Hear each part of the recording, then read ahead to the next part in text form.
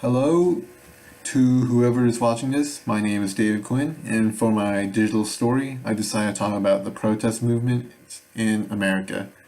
For my three, I decided first to talk about the civil rights movement for African Americans.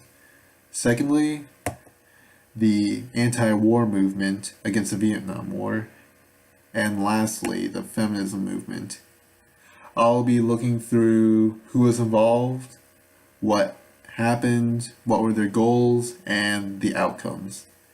And in order to evaluate which one was the most successful, I'll have to compare the outcomes to the goals, but I have to look into all the outcomes, not just the ones pertaining to the goal. That's important, but there were plenty of other byproducts of each movement that were also very important. Let's start by talking about the African American civil rights movement. During this time, they were just not seen as equals with the whites, especially in the South. The Jim Crow laws made it legal to segregate public accommodations such as restrooms or fountains, even schools, and the colored accommodations tended to be lower quality than those of the whites. In addition to that, they were also discriminated against in the workforce. Sometimes they wouldn't be allowed to work there, or if they were, they would be paid less. When it came to voting, laws such as poll taxes or literacy tests were designed to keep specifically blacks from voting, or discourage them at least. These are a few of the many reasons that spurred the movement forward. Okay, so the civil rights movement was most well known for its peaceful protests, inspired by Martin Luther King Jr. And he himself, as seen from letter from Birmingham City Jail, believed that peace is the best way to find their goals. It's the most noble, it's the most righteous. And even though all these protests were peaceful, they would still have violence within them. The Selma protest actually had hundreds of protesters beaten by the cops, and one of them actually died. This entire event was televised across the country. It started an outrage and caused the entire country to support the movement. And so we see Martin Luther King's I had a dream speech on Washington. And these are all one of the many events that eventually encouraged the Congress to write new laws. So what came out of the movement? Well, most importantly, the Civil Rights Act in 1964 prevented discrimination across all sectors of society. The Voting Rights Act of 1965 removed all these discriminatory voting laws. And the Jim Crow laws were abolished because of this. The movement reached all the goals it wanted, but in addition to that, they were also very inspiring, such as here. The Farmers' Rebellion, led by Cesar Chavez, was based off of Martin Luther King Jr.'s ideals, and they were able to successfully fight for the wages they desired. So let's start with the anti-war movement involving the US's relationship with Vietnam. At first, people were very supportive of this war. They were very patriotic, they wanted to stop communism, but as the war continued, people started seeing all these atrocities. Protests were rising, the movement was starting to spur up, and eventually people were asking, is this war worth it? Because this war could go on forever. So this movement started off on college campuses, led by a bunch of young men and women protesting for the end of the war. They would teach others about the horrors of the war. They would burn draft tickets.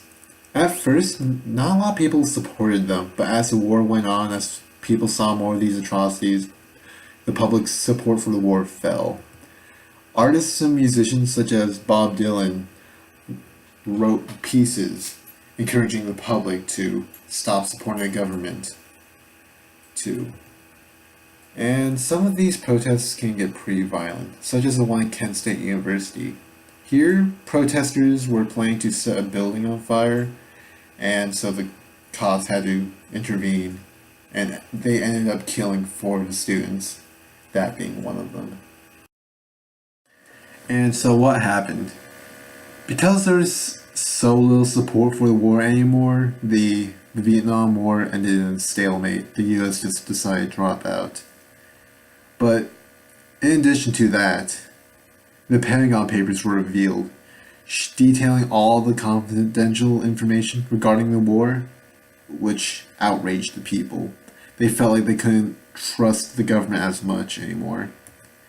In addition to that, counterculture formed, where people are more willing to break the old cultural ties, the cultural norms. They're more willing to stand up against the government for themselves, which will be seen in other movements as well.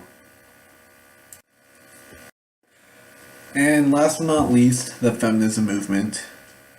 And this is not the first feminism movement. During the 1920s, women were fighting for the right to vote, and they were able to get it through the 19th Amendment.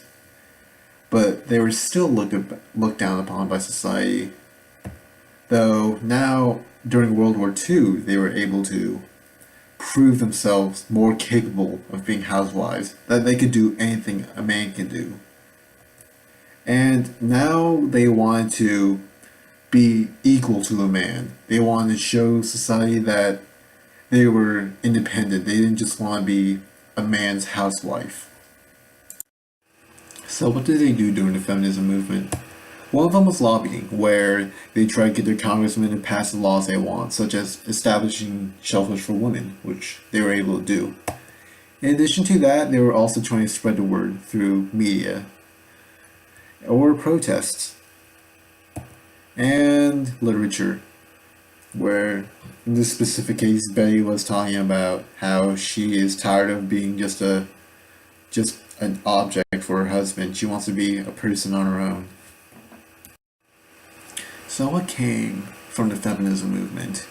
One of them was Title IX, which prevented discrimination in educational facilities, and as a result, allowed more women in the workplace. In addition to that, the decision of Roe v. Wade made abortion legal, giving them a right to privacy. And women are also more open about the subject of rape and sexual harassment, which normally before they had to stay quiet about. Overall, after this entire movement, women were seen on a level equal to men.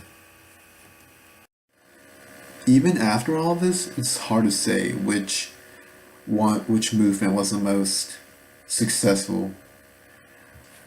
For the civil rights movement, it was a catalyst for a lot of the other movements. The anti-war movement, it was less about the war and more about turning away from the cultural norms, the government.